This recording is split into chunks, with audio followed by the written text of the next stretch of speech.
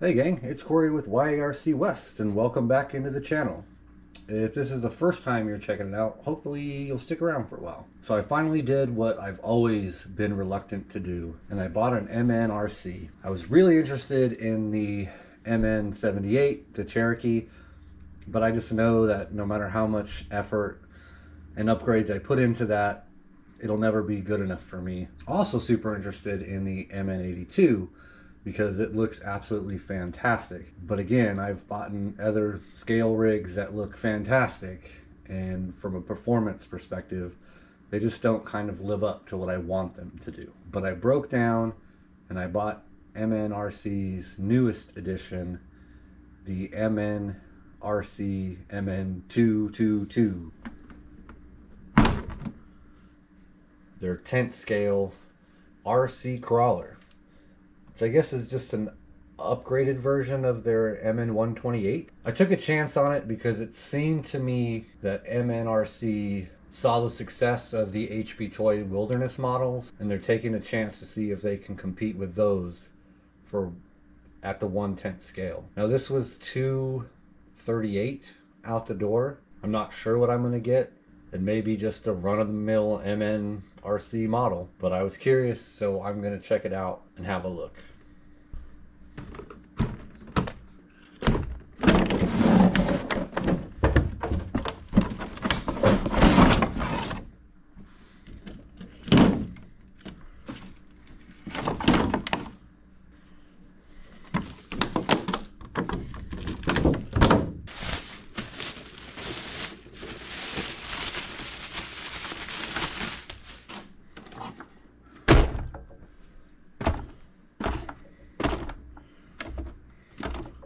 Shocks seem a little wobbly.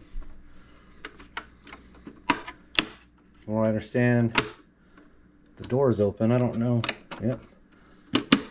Door is open. Plastic bead locks or plastic wheels. Tires look good. Feel okay. They compress really well. They're not very sticky. They're not hard. You have floppy side mirrors. These appear to be independent pieces. Already kind of coming off.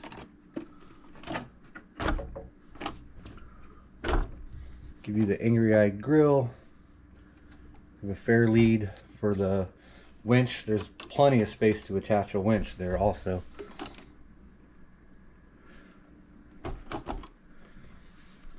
Plastic flimsy bumper. Oh, that just...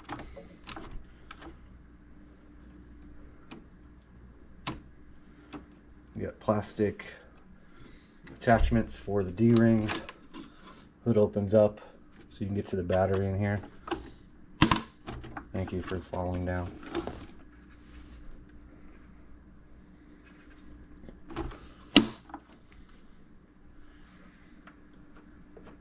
Yep. Floppy windshield wipers. Floppy antenna.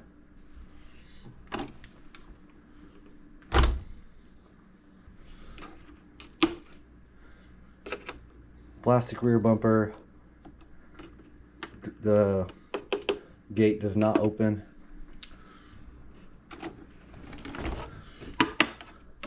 Again, looking inside, it does have an interior. Let's see if Mr. Muldoon will fit in there.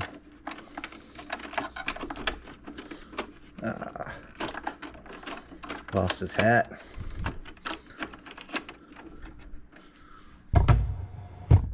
He seems to fit pretty well. Not bad. Alright, having a look at the underneath. You see we have metal drive shafts, metal suspension links, metal chassis, steering links are metal as well. Those are chassis mounted servo. The axles are reinforced nylon, and the diff covers are reinforced nylon as well.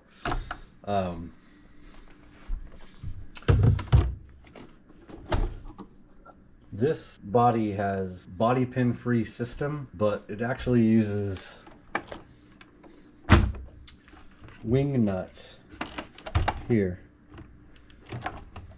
So taking the body off and on, I understand why they put the battery in the hood, because taking this body off and on isn't going to be fun. It's not something you want to do out on the trail. So I'm going to pop it off and we'll have a look inside. Well, there it is. You got plenty of stray hot glue strings all over the place. And I like actually how they have all the light controllers here attached to the body, as opposed to multiple of these attached to the receiver. That is the most annoying stuff ever. Alright, so they claim this ESC is rated for 120 amps, which is interesting because they provide you with this Dean's connector battery here, which, as far as I know, Dean's max rating is between 30 and 60 amps. So with this battery, you're never even going to come close to this. But it does give you the ability to stick something else in there. It should be able to run 3S.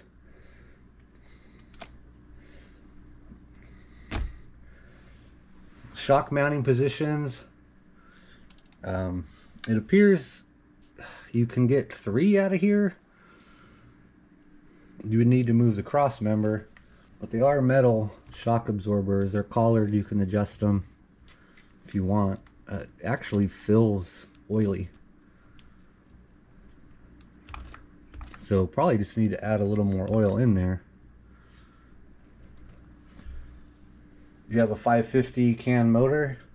I have no idea what the turn is on there. It doesn't tell you.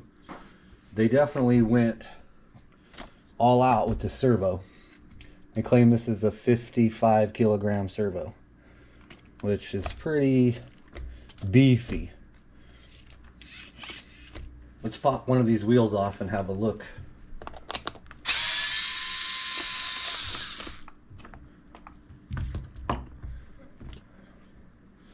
Okay, so they are actual plastic bead locks, and they're using the Rox Tire Super Swamper, but these are legit bead locks, and there is a foam in there, and they are vented.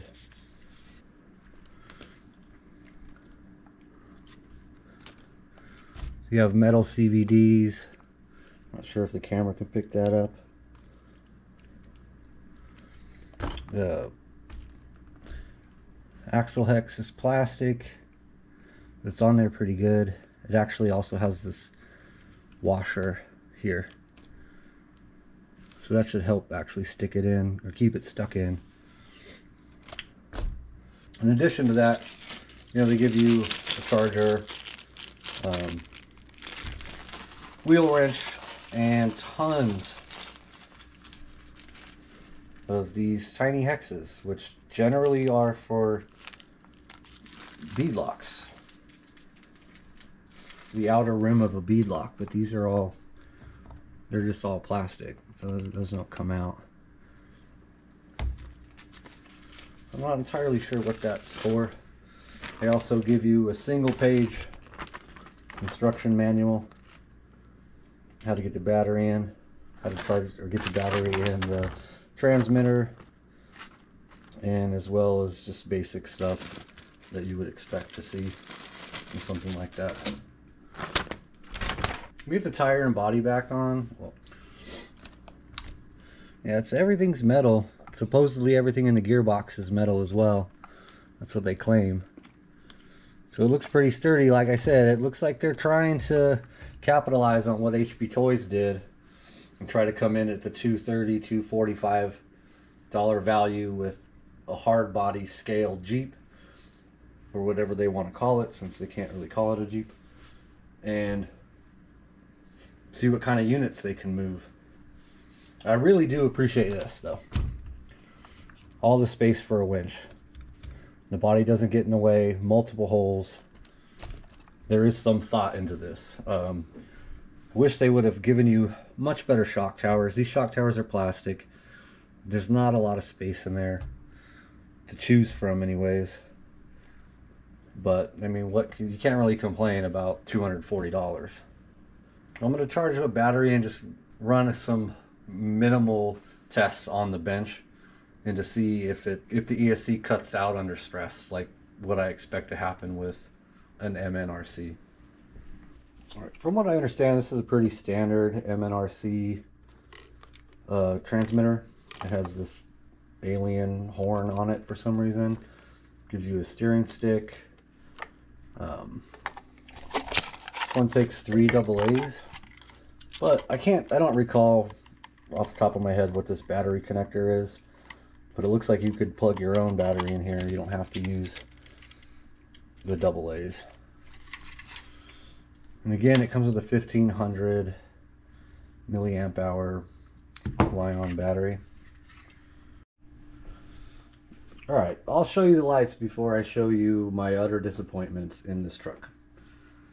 So, this is channel 3.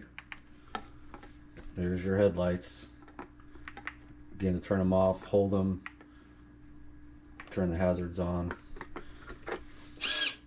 We'll turn the hazards off.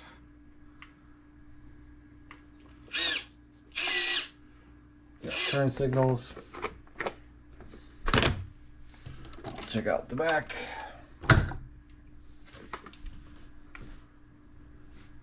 There's our hazards. Turn signal. Reverse. You hear that? Lovely sound, isn't it? Now let's check out the slow crawl.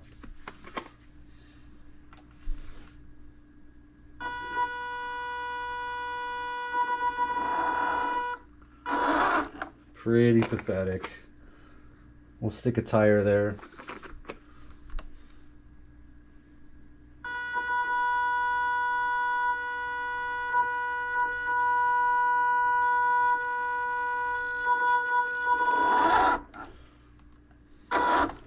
So I took a chance on an MNRC because I thought maybe they wanted to compete with HP Toys.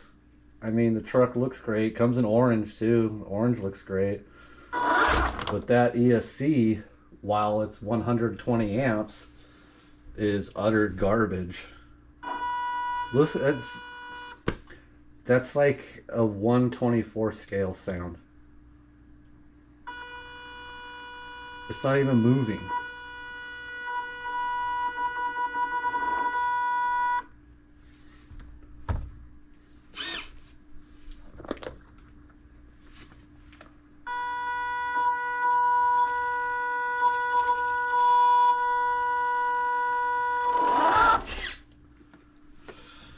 Ay, ay, ay.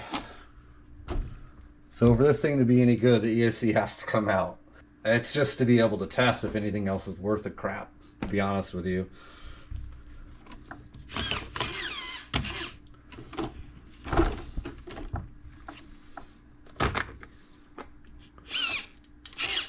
Get a good grip.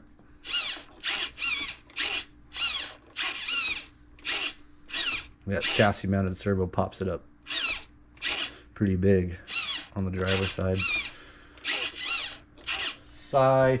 I was actually going to take this to something challenging, but it's pointless because it's not going to be able to do it. So I'll just take it into the backyard and run over some dirt. We'll see how that goes. But before I do that, let me show you another thing. Okay, like I mentioned, the body on and off is probably going to be a pain in the ass, and it is. It certainly is. It's something you don't want to do on the trail because you basically need to turn it upside down in order to line it up properly. You're doing it blind if you're doing it the other way. And also the power button, let's see if I could even see this. Okay, so the power button is behind this. So you have your servo horn and your bar. Power button's down here. and it's kind of a pain to get to because you can't come from underneath. Well, I guess you can. So that's how you have to do it. You have to come up underneath and go on down. Not ideal design, but it is what it is. All right, I'm going to put Mr. Muldoon in here. I'm going to take it in the backyard and see if it could even run over dirt. All right, gang. And the backyard looks the way it does because I just had all these pavers installed. And they just threw the dirt over there. I haven't had a chance to sort it yet. But they got a lot of rocks, so I plan on utilizing those. So let's see if this thing can drive over dirt.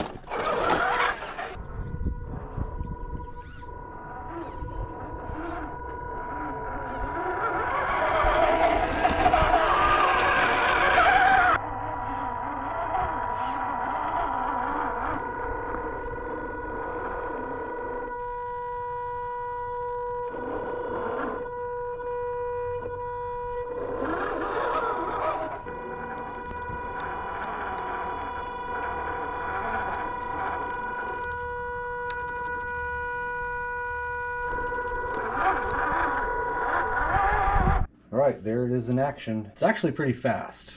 Reverse is 100%. It's not limited to 75, 50, anything like that. You hit reverse, obviously, I guess I should say, it's forward brake reverse, but when you get reverse, it's 100%, just as fast as it is forward. From a looks perspective, I think it's great. It looks awesome. I have a character that actually fits in there, looks decent in there. I like how it comes prepared to mount a winch. Would I recommend this? Absolutely not, unless you're going to replace that ESC. For 25 bucks, you can put a 1060 in there. It'll perform much better. For $45, you can put a Hobbywing 1080 in there, and I think it will actually be pretty good. So the question you would ask yourself, if I got this for $230, $245, can I put another 45 bucks in there or another 25 bucks? I wouldn't run with that ESC. It's just not good enough. All right, appreciate you guys watching. Catch you on the next one.